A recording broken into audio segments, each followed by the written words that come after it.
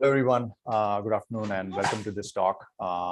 So in today's talk, I'm going to discuss more around how we generate adversarial examples in the field of fraud detection. So my name is Nitin Sharma and I work in the long-term research team at PayPal. One of the things that we try to do there is try to understand how fraud patterns in the financial technology sector are evolving over time. And one of the hardest challenges there is, as a part of predicting how they evolve, one of the challenges is, can we actually anticipate them ahead of time? There's a lot of seasonal trend there.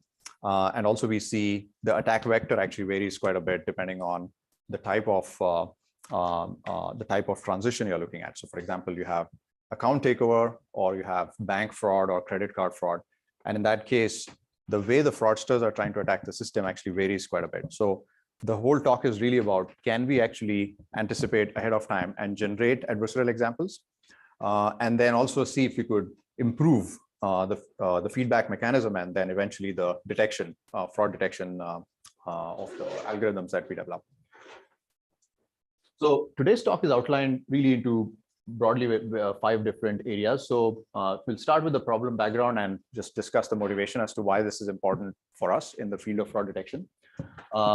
I'll just quickly cover sort of the state of the art on the adversarial learning side of the things, and then also see how we are adapting a lot of that state of the art for this practical problem. We'll also look at attack generation methods and defense methods. So broadly, one use case for each type. How do we generate adversarial attacks? And then how do we develop defense against those adversarial attacks? So how do we do things like adversarial retrain, online hard example mining, and things like that? And last but not the least, just establish some conclusions there. So the PayPal ecosystem generally, and I think this is true of most financial technology systems that have some kind of fraud detection component to them. So you might find very broadly like 5 different characteristics of this sort of a system. First, it's heterogeneous. So what I mean by that is, if you're looking at each customer transaction, and if you're looking at that as a simple multivariate vector, you'll find that there's a lot of heterogeneity of the distribution of that multivariate vector, because you might have customers that could be just people or just businesses. They're actually trying to do a wide range of activities on the financial technology platform. And then they're also doing it online or in store. So you can actually see, if you try to just look at the multivariate vector, they're conditional as well as unconditional. So basically, given that a fraud has occurred, what's the distribution of X that generates it, or just even the unconditional distribution of X? You'll find a lot of heterogeneity there. And this makes it hard because there's also a lot of sparsity there. Some distributions are super sparse. Some of them actually have, they actually dominate the overall distribution footprint. It's also multi-objective in nature. So we want to be able to detect fraudsters with different modus operandi. But also at the same time, we want our good users to have as frictionless experience as possible. So we want them to actually have sort of a lightweight, very, very quick adjudication that just helps them get through the system fast enough so the user experience stays pretty good. And then if we have potential for fraud, then we maybe want to take a second look at it instead of just taking a very second hard look at everything. So there's also that criteria.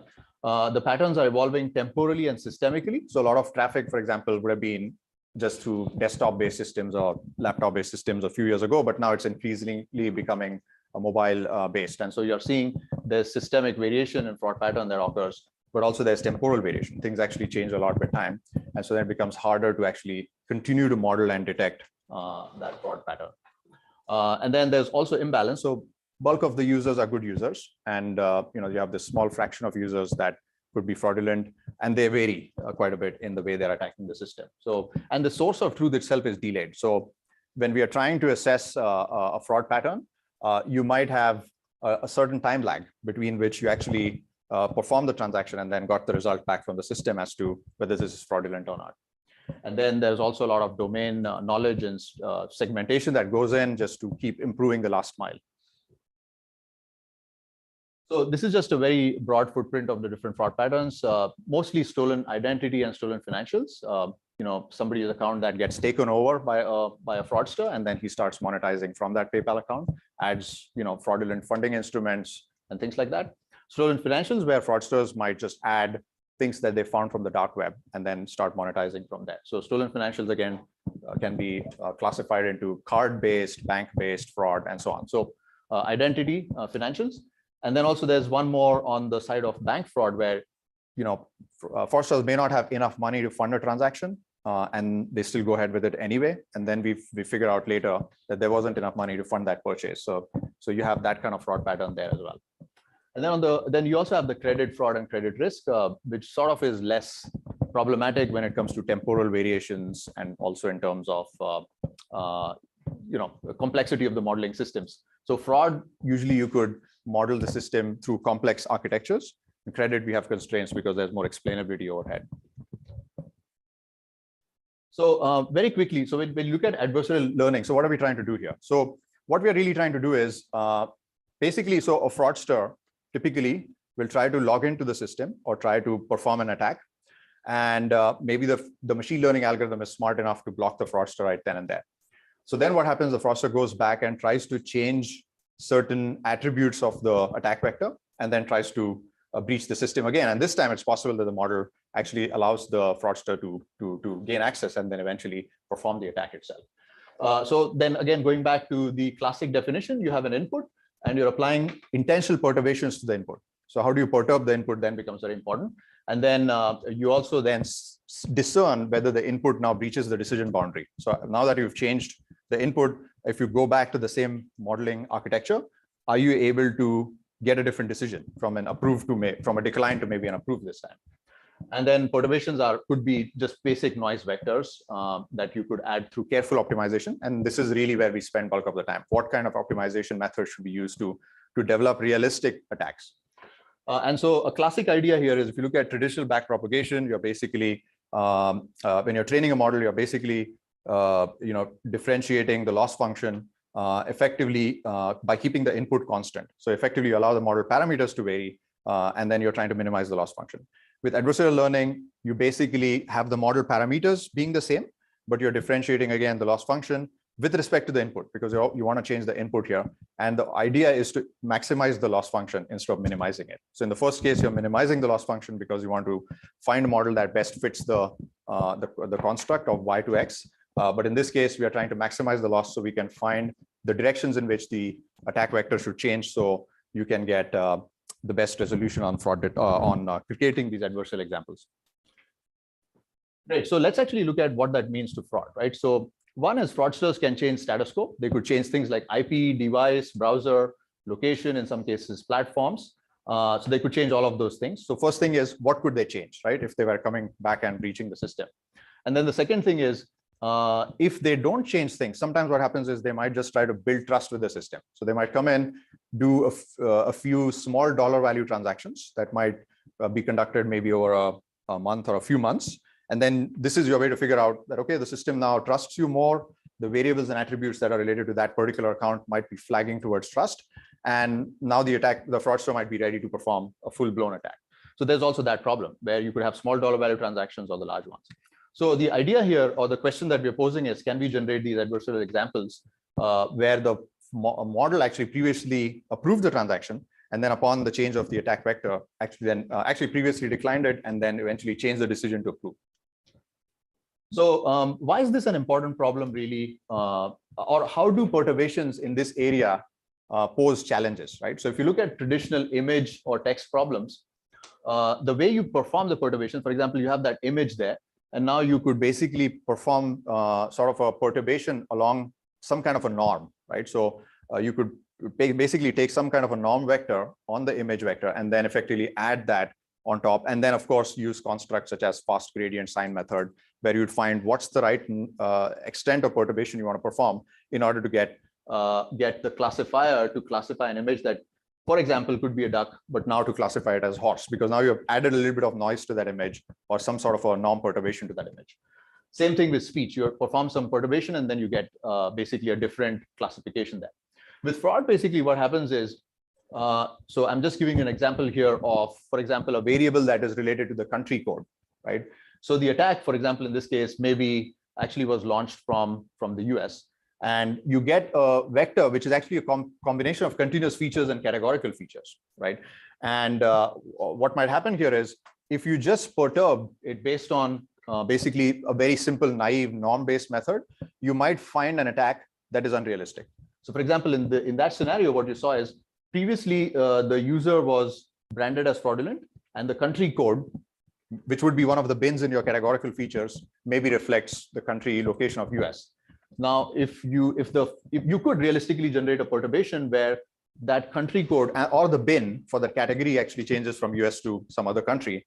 But then the question is this a realistic attack? Because the fraudster wouldn't really change the location there in order to launch this attack. So the biggest problem here is, how do you constrain your attack vector?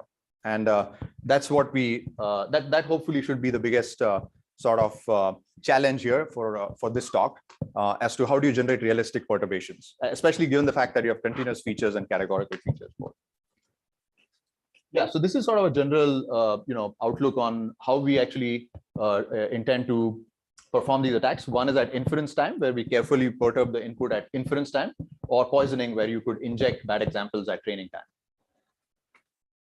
In general, when you look at fraud patterns, you have essentially a fraud pattern that's on ACH or bank account. That's what we are looking at here. And the approach is, we are basically looking at selected adversarial examples, but we are also taking into consideration some domain know-how, because we know that some of our examples might be more prone to adversarial attack as compared to some others. So very broadly, there are a wide array of adversarial example generation methods in the literature. Most of them are categorized as black box or white box, and either derivative-based methods, like I was describing earlier, fast gradient sign method, or iterative optimization-based methods, which are more nonlinear optimization methods, like LBFGS and so on. So the idea that we have here, or the experiment that we attempted here, was basically to take the examples that come from a large training data set and perform a wide array of perturbations using different approaches. And the reason why we do that is because each approach optimizes for a different cost function or different objective. It perturbs the underlying input vector in a different way.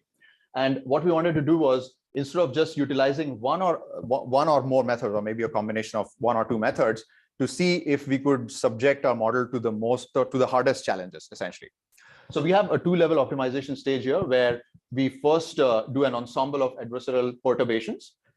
Then we also have constraints on top of those perturbations. So like I said, we restricted our search space to realistic attack vectors, or subset of vectors that would be realistic. And so there were some, I could talk a little bit more about how we discern those, but the idea here is to pick something that reflects the past history of that account, if we have any kind of history there. And then the second level optimization was generatively learning. So now that you have the attack vectors that are launched here, now generatively learning, basically the cohort that breaches it to the best extent.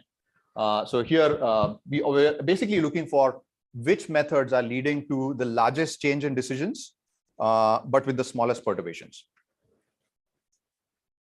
So these are just basically some results on individual methods and then the ensemble methods. And the way you interpret it is, this is basically the ratio of the champion model performance to the performance of the model after it was breached, basically, with the adversarial approaches.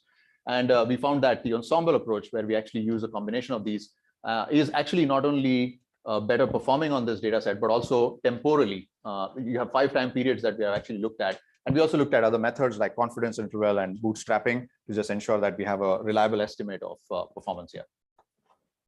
The other part on the adversarial retrain, very quickly here, is how do you make your model more robust as a result of that? So what we do here is basically we have a 2-stage training process, where we basically feed forward in the first iteration, freeze the network. The adversarial examples were identified in the previous method. So we use those adversarial examples as seed. And then we create a mini batch based on variations. But bottom line here is, you could think of this as a mini batch that optimizes for the hardest adversarial examples. And then what we do is, the last stage, when we unfreeze, we only backpropagate the hard examples, or the examples that actually were from the adversarial perturbations. Now, obviously, this process actually is to be done carefully because we don't want to change the model performance too much and tune it too much to the adversarial interface. So there is definitely that aspect. This is a very quick review of a performance outlook there. We're also looking at temporal stability there to make sure that it's stable across time. And yeah, so broadly, we see that this area is still an area of research for us, and it continues to be. Adversarial examples are hard to generate, especially given the constrained scenario and fraud detection. But we are seeing some promising results here in making our models relatively more robust. So hopefully we have some context here, but I'm also happy to take any specific questions here. Thank you. Nathan? Why don't you come up and set up? So, in theory, right, it's possible to protect against all of the threats. Practice makes it hard. How will you do? Measure, do you really kind of when you measure your robustness with the Yeah, so I think we have some reliable data from a supervised context. For example, if there are instances that come in from the same property, so for example, maybe the same account, or it could also be some other properties. It could be either, for example, the IP address or a combination of keys that you could reasonably well identify that these were a series of declines that happened, and then there was a successive approval.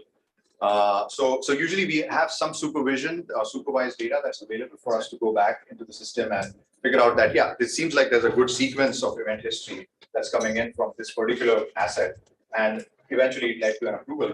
And finally, we also have the eventual tag. So after the transaction was approved, we also get a label back from the system, whether this was an account takeover or bank fraud or card fraud. So we try to use the full loop to then go back to our adversarial approach and see if it is robustly encapsulating that tag. I read there's some rule that when people get credit scores, they have like cybersecurity scores. Yes. So how good are you in that? Yeah, so I think generally, I think the industry state of the art, I think we find ourselves pretty much at I would say, in the top categories.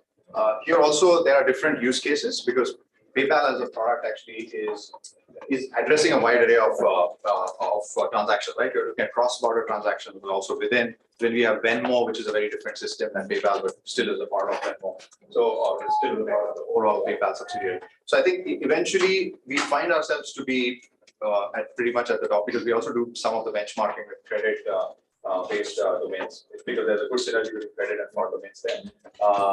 But I think from an adversarial point of view, I have to say this is still an area that is still evolving very gradually for us. So. Can you see what the metric?